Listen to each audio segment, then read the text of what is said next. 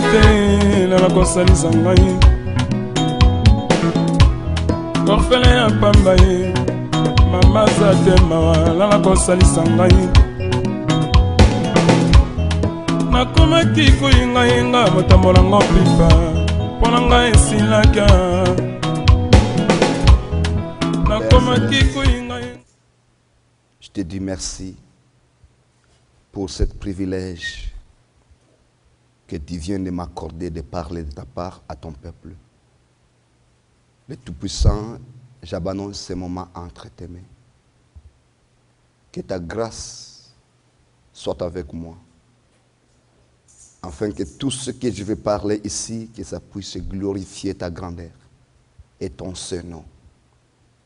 Tu es Dieu, tu es vivant, sois Dieu ce matin, afin que ton peuple dise qu'au ciel, le Tout-Puissant n'a point changé.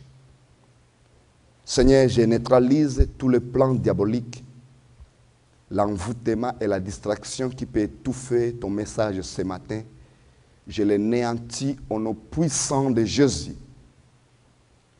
Cher Saint-Esprit, glorifie ton nom, afin que ton peuple puisse être béni. Au nom de Jésus, Amen. Amen. Ce matin, nous allons parler encore de ce qui concerne sa grandeur. Nous avons un titre, un Dieu qui fait des choses incroyables. Un Dieu qui fait des choses incroyables. Tout le monde voudra que Dieu fasse des choses incroyables dans sa vie. Et je crois que Dieu fait là au-delà de ce que nous l'avons demandé. La Bible nous dit qu'il fait des choses au-delà de ce que nous espérons. Il est Dieu, à son temps, il va se glorifier. Nous avons vu plusieurs points sur ce que Dieu est capable de faire. Mais il y a 3 semaines, nous parlons de des choses qui peuvent décourager Dieu qui n'agisse pas au milieu de son peuple. Et parmi ces choses, nous avons dit il ne faut pas attrister son esprit. Nous allons continuer avec ce message parce que nous avons constaté que lorsque le Saint-Esprit est attristé, Dieu de grandes choses, il ne fait plus de grandes choses que les hommes espéraient. Nous avons constaté que lorsque son esprit est attristé, au lieu que Dieu soit ami, au lieu que Dieu soit protecteur de son peuple, au lieu que Dieu soit celui qui défend son peuple, il commence à combattre son peuple. Et lorsque Dieu il devient notre ennemi, alors quelle sera la place de Satan? Quelle sera la place de Satan? Lorsque Dieu se lève pour combattre contre son peuple, je crois bien que Satan, il fait que d'attendre que Dieu finisse avec nous pour que lui puisse nous écraser. Alléluia. Mais ce matin, nous allons continuer avec le même message, le sous-thème « N'attristons pas l'Esprit de Dieu ». Parce que si on n'attriste pas son esprit, alors le Dieu de grandes choses, il fera de grandes choses au milieu de nous. Peuple de Dieu, le Dieu de grandes choses est vivant et il fait des choses grandes. Il suffit de le laisser la place. Il suffit de comprendre ce que lui ne veut pas. Si tu fais ce que Dieu ne veut pas, alors il ne peut pas agir. Mais si tu fais ce que Dieu veut, il va agir. Amen. Nous avons dit qu'il y a 3 choses qui attristent son esprit. C'est sûr, nous pouvons trouver plusieurs points qui attristent le Saint-Esprit. Mais j'ai pris seulement 3 points que nous allons étudier. 3 points qui attristent le Saint-Esprit. Les 3 points, nous avons dit que ce sont les sous-titres. Notre grand titre, c'est Un Dieu qui fait des choses incroyables. Nous avons dit que le premier point, c'est blasphémer contre le Saint-Esprit. Le deuxième, c'est ne pas avoir la considération de ceux qui œuvrent pour Dieu. C'est ce que nous allons commencer ce matin. Le troisième point, c'est mentir devant le Saint-Esprit. Et quand nous mentons devant le Saint-Esprit, en tout cas, Dieu n'est pas fier. Et Dieu n'agit pas. Et Dieu ne se glorifie pas. On n'a pas le Dieu des grandes choses. On n'a pas Dieu des miracles au milieu de nous. On a les chrétiens qui se lamentent jour et nuit. Où est leur Dieu? Leur Dieu n'est pas avec eux. Laisse-moi te dire, Dieu est au milieu de son peuple. Amen. Dieu est au milieu de son peuple. Faisons ce qu'il nous demande et nous serons surpris de ce qu'il fera. La considération de ceux qui œuvrent pour Dieu, ceux qui sont au service de Dieu, ceux qui font jour et nuit son travail. Lorsqu'ils ne sont pas considérés, le Saint-Esprit est attristé. Et si le Saint-Esprit est stressé, il a de l'amertume à cause de mépris ou de la manque de la considération à ses serviteurs. Peuple de Dieu, ça va bloquer la bénédiction des enfants de Dieu. Oui, c'est sûr, il y a ceux qui vont aller au ciel. Pourquoi? Parce que en acceptant le Seigneur Jésus, ça nous donne le visa pour aller au ciel. Mais les centuples que Dieu nous a promis ici sur la terre, c'est tellement difficile que nous les possédons si nous attristons son esprit. Ouvrons nos Bibles. Ouvrons nos Bibles. 1 Thessaloniciens, chapitre 5, verset 12. 1 Thessaloniciens, chapitre 5, verset 12.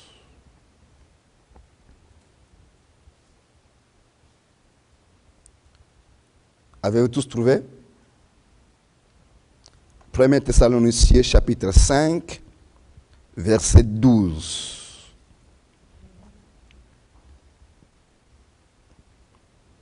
Il y a un homme de Dieu, lorsque il donnait ce témoignage dans la maison de Dieu, il y a les gens qui pleuraient. Pourquoi? Pourquoi les gens pleuraient? Parce qu'il disait comment lui, il s'est moqué de ceux qui prêchaient l'évangile. Il s'est rendu compte, mais malgré qu'il priait beaucoup, malgré qu'il se sacrifiait pour Dieu, malgré qu'il donnait, il y avait toujours des obstacles dans sa vie. Et lorsque Dieu l'a révélé par un autre serviteur, des choses qui l'empêchent de voir la main de Dieu, cet homme, il s'est repenti. Il a commencé à témoigner dans les églises. Et on voyait les gens pleurer. Parce qu'il y a des choses que si nous sommes dans l'ignorance, ça fait qu'on n'avance pas. Et c'est ce que nous sommes en train de parler. Tout ce qui concerne le Saint-Esprit, peuple de Dieu, faisons attention et très attention. Pourquoi? Parce que il est celui qui exécute le plan du ciel. C'est le Saint-Esprit qui exécute le plan de Dieu. C'est le Saint-Esprit qui fait que tout marche au ciel. S'il y a une décision au ciel, c'est le Saint-Esprit qui va apporter cette décision à son peuple. Même Jésus dit, il prendra ce qui est à moi, il va vous annoncer. C'est le Saint-Esprit qui prend ce qui est résolu au ciel et il exécute au peuple de Dieu. Alors, si nous avons un problème avec lui, ça devient compliqué que les décisions du ciel soient applicables dans notre vie. Lisons la Bible. Qu'est-ce que la Bible nous dit? Nous vous prions. D'autres versions, ça dit, nous vous demandons. Est-ce que vous avez une autre version? Nous vous demandons. Nous vous prions. Nous vous demandons. Ici, la Bible nous dit que l'apôtre Paul, sous l'inspiration de l'Esprit de Dieu, il est en train de supplier. Nous vous supplions, frères. Il n'a pas envoyé ce message lui-même seul, parce qu'il utilise d'abord les mots au pluriel. Nous vous demandons. Lui et les autres, plus le Saint-Esprit. Il dit, nous vous prions, frères, de faire quoi? De faire quoi? D'avoir de quoi?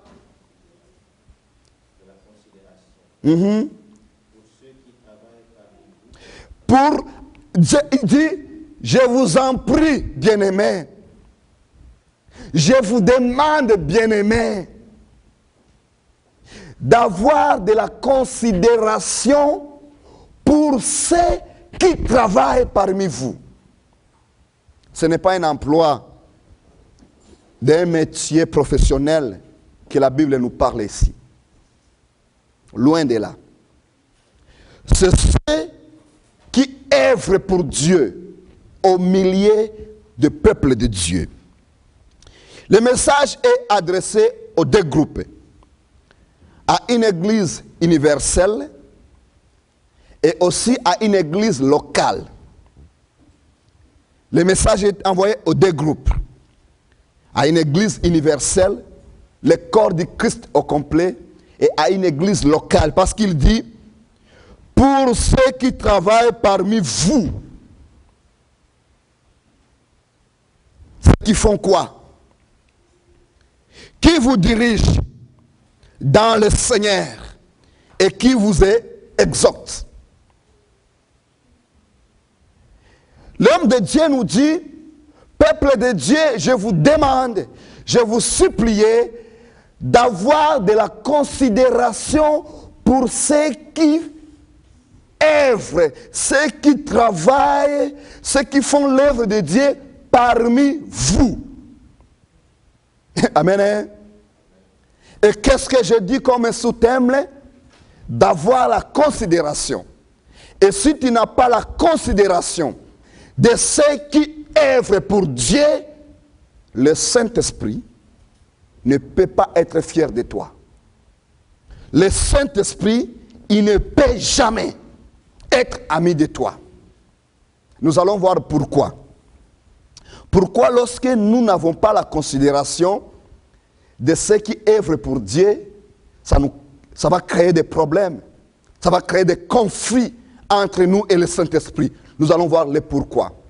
Et je crois fermement, partout où vous verrez ces vidéos, et même ici au milieu de nous ce matin, que ça va porter la crainte de Dieu au milieu de nous. Amen. Hein? Parce qu'il y a des choses que nous négligeons, et ce sont des petites choses-là qui créent les blocages entre nous et notre Dieu. Il y a des choses qui sont sérieuses et très sérieuses. Ici, la Bible nous dit que les apôtres, ils demandent les autres frères, les autres membres de l'Église, les autres frères dans le Seigneur dit, ayez la considération pour ceux qui œuvrent, pour ceux qui travaillent pour Dieu parmi vous. Ici, je vous demande, frères, il a insisté, il a demandé avec l'insistance, bien-aimés, je vous demande d'avoir la considération. Qu'est-ce que ça veut dire la considération? Vous connaissez bien qu'est-ce que ça veut dire considérer quelqu'un. Mais ici, ça nous parle considérer la personne dans la grâce que Dieu l'a donnée. Reconnaître la grâce de Dieu dans la vie de quelqu'un. Amen. Hein? Et Jésus dit, celui qui recevra un prophète en qualité de prophète recevra quoi? Les dons de la prophétie. Si tu reçois un homme de Dieu en qualité de l'homme de Dieu, ça veut dire que tu reconnais que celui-là, c'est un homme de Dieu. Tu recevras les dons. Quand la Bible nous dit les dons de la prophétie, ce n'est pas dire que toi aussi tu vas prophétiser, non. C'est la bénédiction qui est à lui qui viendra à toi. Amen. Hein?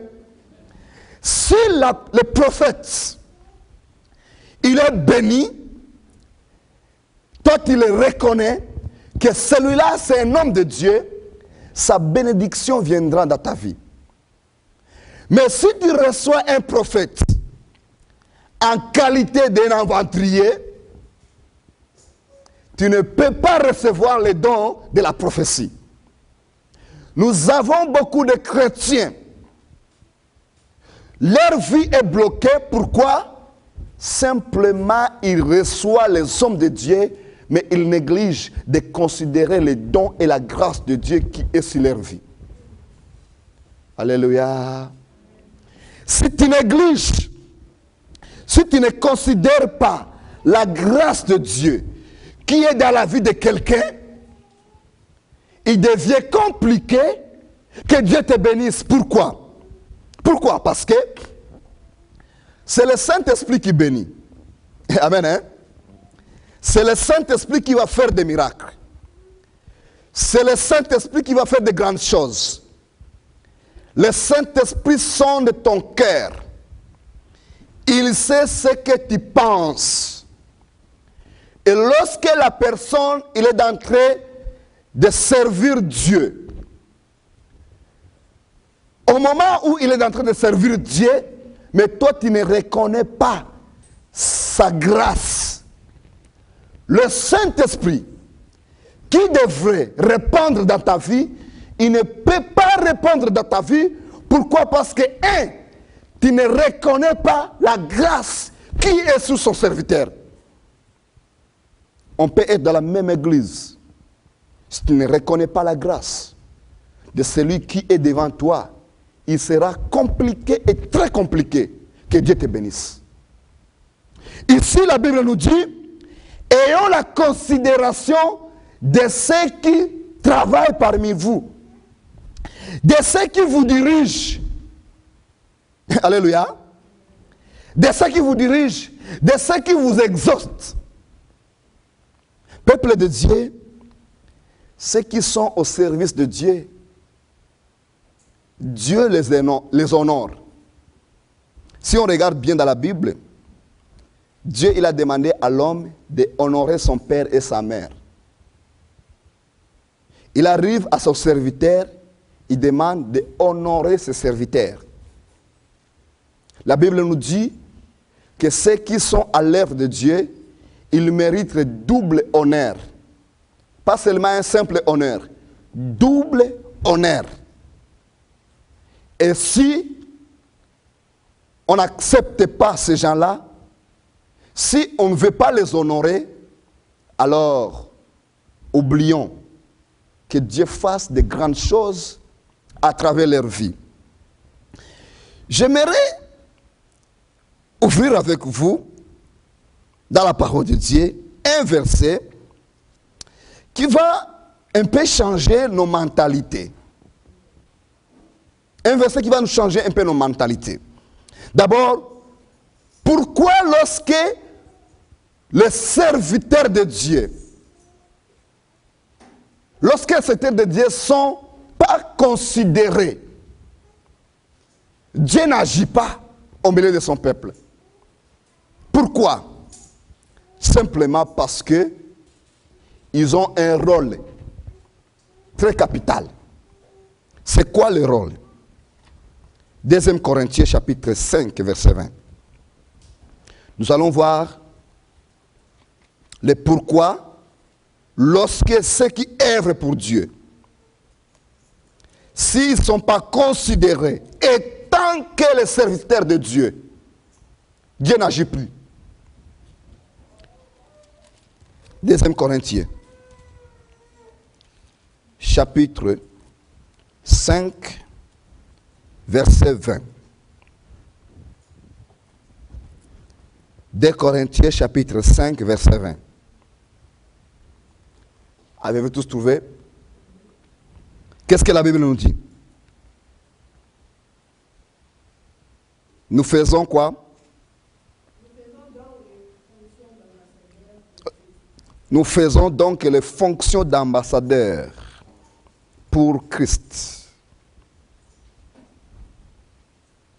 Ceux qui œuvrent pour Dieu, ils font les fonctions d'ambassadeurs pour Jésus. Bien-aimés, servir Dieu,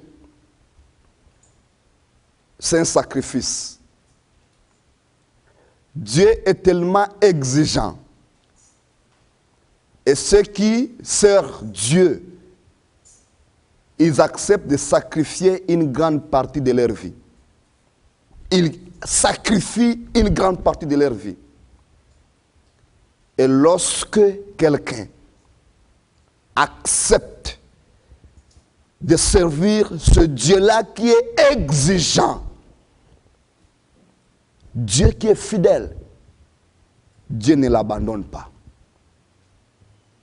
Ici, la Bible nous dit ceci, que nous faisons donc les fonctions d'ambassadeurs pour Jésus. Pourquoi l'apôtre Paul, il dit que nous faisons les fonctions d'ambassadeurs pour Jésus? Pourquoi il fait la liaison entre un prédicateur, un pasteur, un berger, un ministre de Dieu avec un ambassadeur? Pourquoi il fait la liaison? Nous allons voir l'ambassadeur. Je crois bien que vous savez tous, c'est quoi les fonctions d'un ambassadeur. Mais nous allons un peu détailler quelques points que nous ignorons, souvent les chrétiens. Les chrétiens, nous ignorons beaucoup. Un ambassadeur, c'est un représentant légal d'un pays dans un pays étranger. Amen, hein? C'est un représentant légal. Nous savons tous qu'un ambassadeur, d'abord l'ambassade, qui est l'institution, représente le pays, et l'ambassadeur, il représente le pays. Il est le porte-parole de son pays. Et une ambassade de la Russie au Canada, le Canada considère ce terrain où l'ambassade est construite comme un terrain qui appartient au pays de Russie. Et l'Église dans le monde, il représente le royaume de Dieu. Et ceux qui connaissent bien c'est quoi l'Église, ils respectent tellement l'Église. Pourquoi? Parce que l'Église représente le royaume des cieux. Et une ambassade d'un pays, il doit bien protéger. Pourquoi? Parce que si on peut faire quelque chose contre l'ambassade, nous provoquons les conflits contre le pays que l'ambassade représente. Alors, ça c'est l'ambassade, c'est l'institution. L'ambassade, il est comme une église. Ici, l'apôtre dit, nous faisons donc les fonctions des ambassadeurs. Alors, un ambassadeur, il est un porte-parole, il est un représentant légal de son pays d'origine. Peuple de Dieu, les chrétiens se trompent en disant, nous avons le Saint-Esprit, on n'a pas besoin des hommes de Dieu. Mais non, tu ne verras jamais un Saint-Esprit avec un corps physique. Alléluia. Le Saint-Esprit, il est esprit, il a choisi ses serviteurs, il a établi ses serviteurs pour diriger son peuple. il y a 3 choses qui vont être dures. Un président de la République, il ne peut pas aller, il ne peut pas faire un voyage diplomatique dans un pays sans avoir consulté son ambassadeur. Est-ce que je me trompe? Est-ce qu'il existe un pays où un président, il va faire son voyage diplomatique officiel sans avoir consulté son ambassadeur? Ça n'existe nulle part. Pourquoi il va consulter son ambassadeur? Quelle importance d'un ambassadeur? Alléluia. Un président, mettons Obama, il veut venir au Canada pour voir Stephen Harper. Il consulte d'abord son ambassadeur. Il dit, je vais venir telle date, tel jour, pour parler avec Stephen Harper. Et son ambassadeur, il va se préparer, il va préparer l'arrivée de son président, il va communiquer avec les gens de sécurité, il va faire tout pour que son président arrive dans les conditions qui sont agréables. Alléluia. Ici, l'apôtre Paul nous dit, nous faisons les fonctions de qui? Des ambassadeurs. Ce qui veut dire que Dieu, qui est notre chef, qui est le président, il ne peut pas, agir à son peuple sans avoir signalé son serviteur. Alléluia. Que tu sois spirituel, très puissant, il y a un homme devant toi. Il y a un serviteur devant toi. Et Dieu tout-puissant, il ne peut pas passer par toi sans avoir fait quoi? Signaler son serviteur. Ça, c'est le principe de Dieu. Nous avons beaucoup des enfants de Dieu. Leur bénédiction est bloquée. Pourquoi? Parce qu'ils veulent que Dieu change. Quelqu'un me dira, mais non. Nous ne sommes pas dans l'ancien temps. Nous sommes le temps du Saint-Esprit. Et le Saint-Esprit passe directement à nous. C'est faux. C'est faux. Nous allons tous voir Dieu. Mais si nous ne considérons pas ceux qui sont à l'œuvre de Dieu, ça crée un blocage. Ici, un ambassadeur représente un homme de Dieu. Et lorsque un président veut faire son travail, il passe par son ambassadeur. Je vais vous expliquer pourquoi que je dis c'est faux que le Saint-Esprit passe par ses serviteurs. Dieu, qui est puissant, qui est grand, qui connaît tout le monde, lorsque Dieu il veut agir à son peuple, il va agir à son peuple selon ce qu'il a dit à son serviteur. Alléluia. Selon ce que Dieu a dit à son serviteur. Si Dieu, par exemple, a dit à son serviteur, tu vas enseigner tel message. Le serviteur enseigne ce message. Si tu acceptes ce message, Dieu agit dans ta vie. Alléluia. Dieu agit dans ta vie. Pourquoi? Parce que tu as accepté le message que le serviteur a donné. Ce n'est pas le serviteur qui va donner, qui va bénir. C'est Dieu qui va bénir. Mais il passe par ses serviteurs. Un ambassadeur, il est un porte-parole. Il est un porte-parole et son président, avant qu'il vienne faire quelque chose dans un pays, il passe par lui. Dans le domaine des hommes de Dieu ou bien de l'élévation spirituelle, bien aimé, il est clair dans la parole de Dieu. Dieu il ne peut pas t'élever et il ne peut jamais élever un homme de Dieu dans une église s'il ne passe pas par son berger. Ça, tu vas dire, non, pasteur, c'est faux. Si tu ne l'acceptes pas, nous allons entrer dans la parole de Dieu. Nous allons voir le rôle des pasteurs. Alléluia.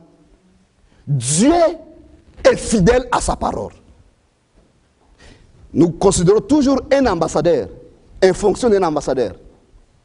Et nous le considérons avec les pasteurs. Je vais avoir un autre verset. Un ambassadeur, lorsque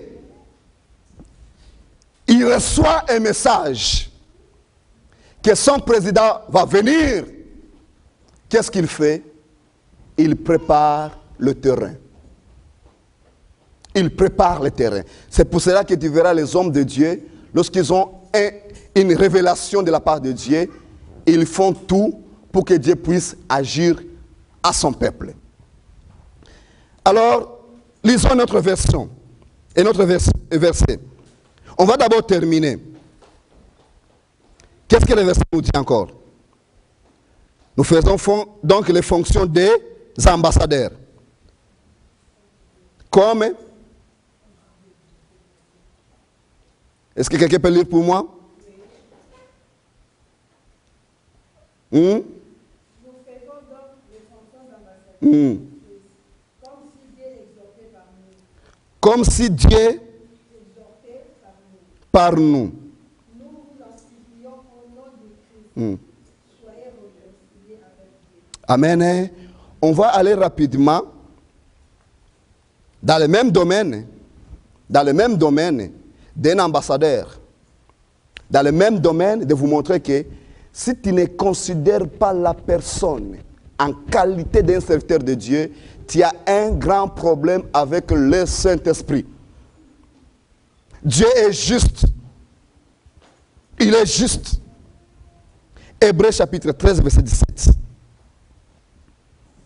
Hébreux 13, 17.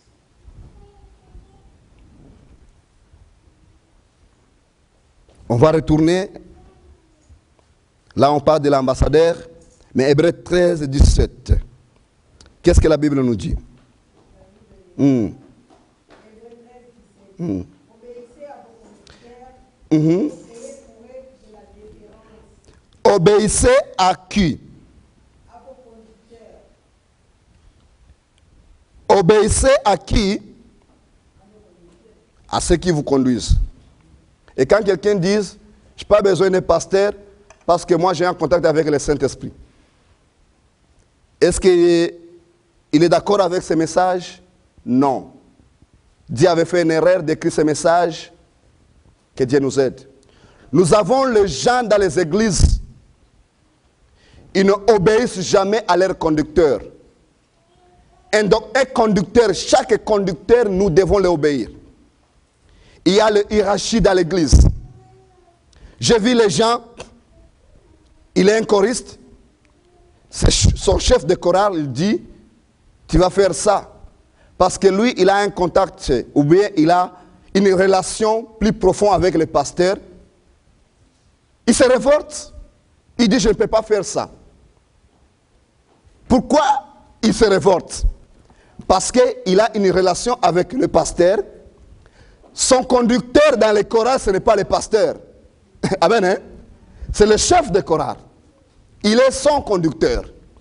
Si lui n'obéit pas à son chef de chorale, il est en train d'attrister le Saint-Esprit.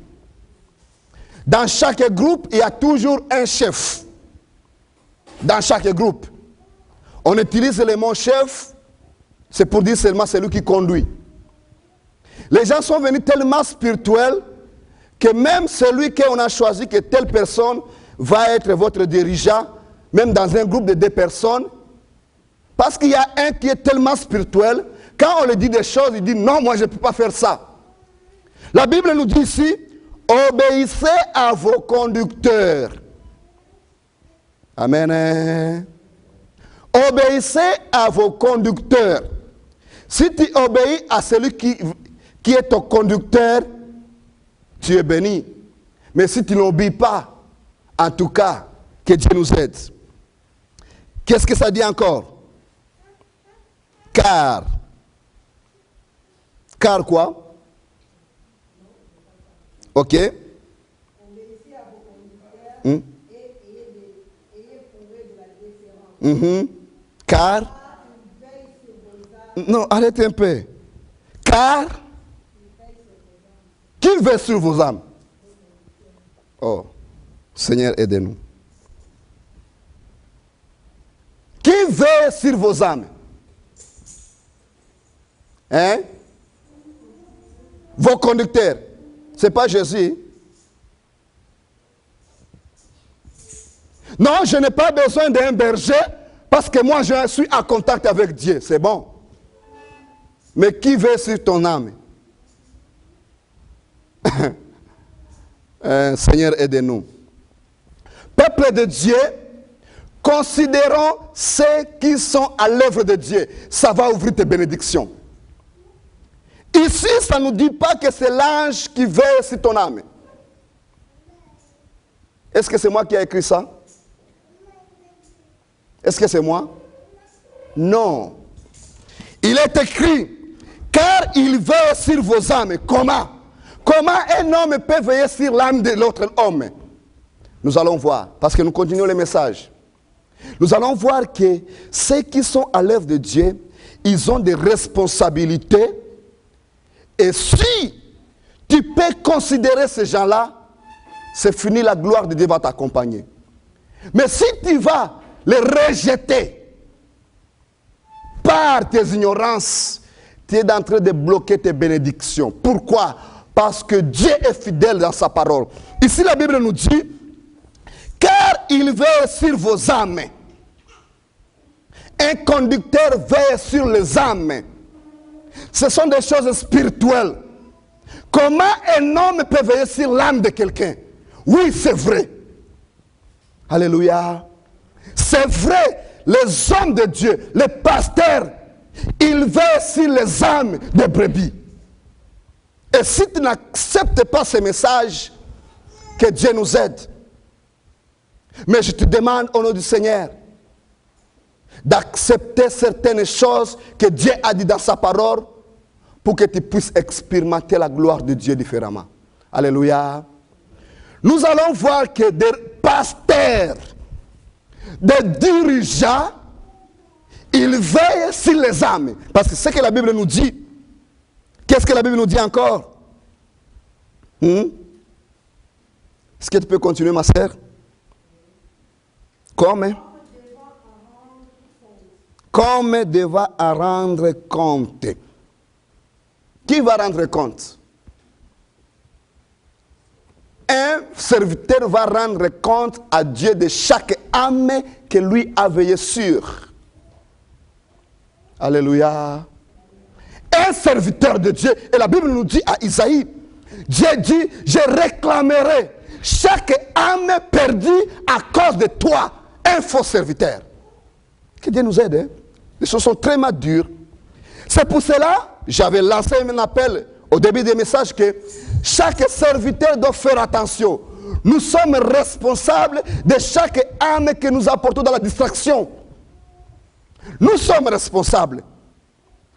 Des choses sont tellement sérieuses. Dieu dit, il rendra compte de chaque âme. Alors, chaque âme doit aussi reconnaître qu'il y a quelqu'un qui veille sur moi. Ce n'est pas Dieu, c'est l'homme. On va vous expliquer pourquoi. Parce que ce sont des choses spirituelles. En conclusion, qu'est-ce que ça fait? Qu'est-ce que ça dit? Qu'il en soit ainsi, afin qu'il les fasse avec joie et non en gémissant. Il y a un verset ici. La semaine prochaine, nous allons voir un autre verset. Il dit qu'il en soit ainsi afin qu'il le fasse avec joie. Lorsqu'un homme de Dieu, qui est un centenaire, il le fait avec la peine, ça bloque votre bénédiction. Il dit, ce n'est pas avantageux pour vous lorsqu'il le fait avec quoi? Avec la peine. Lorsqu'un homme de Dieu, qui fait l'œuvre de Dieu, avec la douleur dans son cœur, ce n'est pas avantageux pour le peuple de Dieu. Et quoi de rapport entre la bénédiction du peuple de Dieu et la peine d'un homme de Dieu? C'est quoi des rapports? Nous allons voir que le Saint-Esprit est fidèle. Amen. Lisons encore. Répétons la dernière phrase. Qu'est-ce que ça dit? Et non. Est-ce que tu peux lire pour nous? Commençons enfin. Avec joie. Et non en gémissant. ce qui ne vous serait d'aucun avantage. S'il est fait à gémissant, il vous serait d'aucun avantage. Si homme de Dieu sert Dieu en gémissant, vous n'êtes pas avantagé. Amen, hein? Vous n'êtes pas avantagé. Nous allons voir demain que même votre prière sont bloquées. Pourquoi? Parce que les hommes de Dieu, ils ont la douleur dans leur cœur. Nous allons voir cela dans la parole de Dieu. Ici, nous voyons deux choses. Un, les hommes de Dieu, ils veillent sur les âmes des brebis. Ce n'est pas les brebis qui veillent sur son âme. Tu ne peux pas veiller sur ton âme. Il doit y avoir un berger qui veille sur ton âme. Si toi, tu es devenir le berger de toi-même, que Dieu t'aide. Parce que nous avons des chrétiens qui n'ont plus besoin de berger. Aussi longtemps, ils sont spirituels. Mais la spiritualité qui peut dépasser la parole de Dieu, je le mets en doute. Alléluia. Nous avons besoin de quelqu'un qui veille jour et nuit. Bien aimé, les bergers, ils ne se reposent pas. Nous les critiquons souvent. J'attends les gens critiquent les pasteurs. Les gens parlent mal contre les pasteurs. Oui, c'est sûr, il y a ceux qui font des dégâts. Ceux qui font les dégâts, que Dieu les pardonne. Mais ce n'est pas tous. Il y a ceux qui disent, Seigneur, nous, malgré quoi nous allons faire nos mieux d'être exemplaires. Lorsque quelqu'un se sacrifie, les gens se sacrifient, les gens donnent le maximum pour Dieu. Il y a des choses que vous ne connaissez pas. Dans la maison des hommes de Dieu, il y a beaucoup de sacrifices pour Dieu. Un homme de Dieu peut sacrifier sa maison, la joie de ses enfants, la joie de sa femme, à cause de la maison de Dieu. Et il est fait pour Dieu. Et si tu peux t'élever pour parler mal contre cette personne, c'est fini toi avec ton Dieu. Dieu qui sonde ton cœur, il va bloquer des choses dans ta vie. Au moins que tu te répandes. Alléluia. Nous voulons que Dieu fasse de grandes choses. Nous voulons que Dieu agisse. Il va agir. Mais considérons quand même ceux qui font les ménages dans l'église. Alléluia. Considérons quand même ceux qui se débrouillent pour que Dieu reçoive la gloire par plusieurs canaux. Considérons-le. Considérons ceux qui nous dirigent. Considérons-le. Si tu ne le considères pas en qualité d'un homme de Dieu, ça veut dire que ce qu'il fait les aventures. Toi, tu penses que ce qu'il fait, il perd son temps. Alors, tu vas avoir un problème avec Dieu. Pourquoi? Parce que ici, la Bible nous dit que c'est eux qui veillent sur ton âme. Alléluia. La semaine prochaine, nous allons voir d'autres versets. Nous allons voir que lorsque les dirigeants sont stressés, ça peut même bloquer nos prières. Dans la parole de Dieu, nous allons voir cela dans la parole de Dieu. Que lorsque un dirigeant, il est stressé, ça bloque les prières. Ici, nous voyons un ambassadeur de Dieu. Il dit, nous faisons donc les fonctions des ambassadeurs. Un ambassadeur, il est consulté toujours par son président.